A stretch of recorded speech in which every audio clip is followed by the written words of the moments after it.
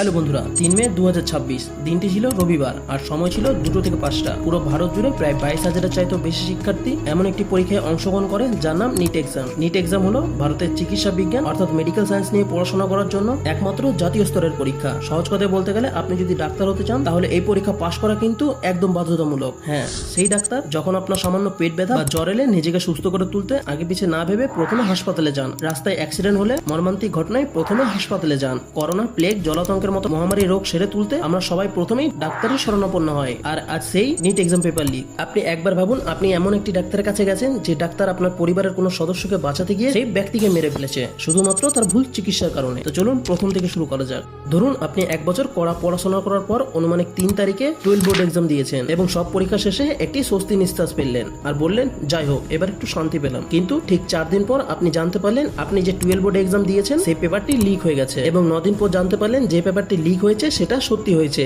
এবং আপনাকে পুনরায় 12 বোর্ড এক্সাম দিতে হবে 21 জুন। এবার আপনি ভেবে দেখুন আপনার মাথার উপর কি পরিমাণ আকাশ ভেঙে পড়বে। এবার ভেবে দেখুন আপনি কাকে দায়ী করবেন, নিজেকে নাকি সরকারকে। আর এই চিন্তা নিয়েই বর্তমানে আজকের অবস্থা। আর এই বিষয়ের উপর সদ্য গড়ে ওঠা এমন একটি সংগঠন যার নাম ককরোচ জনতা পার্টি, তারা যখন এই প্রতিবাদ নিয়ে রাস্তায় নামতে শুরু করে আর সেই প্রতিবাদের বিরুদ্ধে কিছু দল উঠে এসে কি বলে দেখুন। सभी राष्ट्रभक्त लोग, सभी धर्म भक्त लोग जरूर से 10 बजे जंतर मंतर दिल्ली पहुंचे और कॉकरोच जनता पार्टी के लिए अपने साथ लाल हिट, काला हिट, मम्मी की चप्पल और बढ़िया से डंडे वंडे सब लेकर जाए। जहां कॉकरोच मिले वहीं पर उन पर धैबेल्ट। অর্থাৎ রাজ্যে এত বড় একটি বিপর্যয় নেমে এসেছে, শিক্ষার্থীদের জীবন নিয়ে খেলতে শুরু করেছে, কিন্তু কিছু দল সরকারের বিরুদ্ধে না বলে তারা সরকারের হয়েই তাদের সামনে উঠে এসে দাঁড়িয়েছে।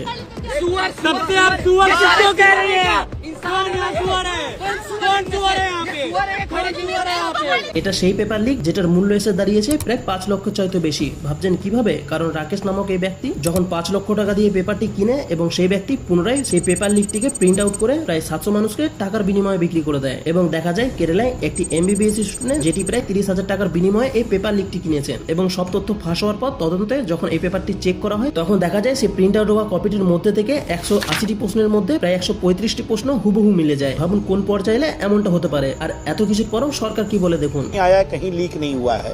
जो PDF है उसमें बहुत सारे सवाल थे, उनमें से कुछ सवाल पेपर से मिलते आए हैं। तो मैं ये नहीं कहूंगा कि पूरा पेपर लीक हुआ है। এত সবের পরেও সরকার কিন্তু মুখ লুকিয়ে চলে যায়। सर पेपर लीक पे क्या बोलेंगे? सर पेपर लीक पे सीबीआई इंक्वायरी की।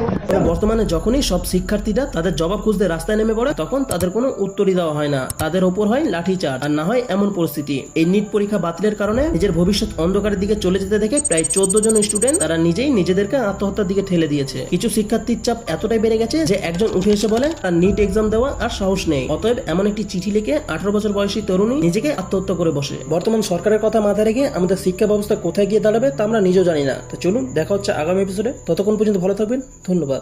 सुरक्षा में देखो इतने लगाए हैं, क्या इनके बच्चे उस नीट की परीक्षा में नहीं थे? क्या इनके बच्चे CBSE में नहीं थे? लेकिन ये अपनी ड्यूटी निभा रहे और इनको फुल सपोर्ट है। ये जब चाहे डंडा मारे, हमारे हाथ पीछे बंधे हुए। इनको आदेश मिलेगा डंडा मारेंगे, इनको आदेश मिलेगा प्यार करेंगे, क्योंकि ये देश के संविधान से ये भी बंधे हैं और देश के संविधान से हम भी बंधे हैं।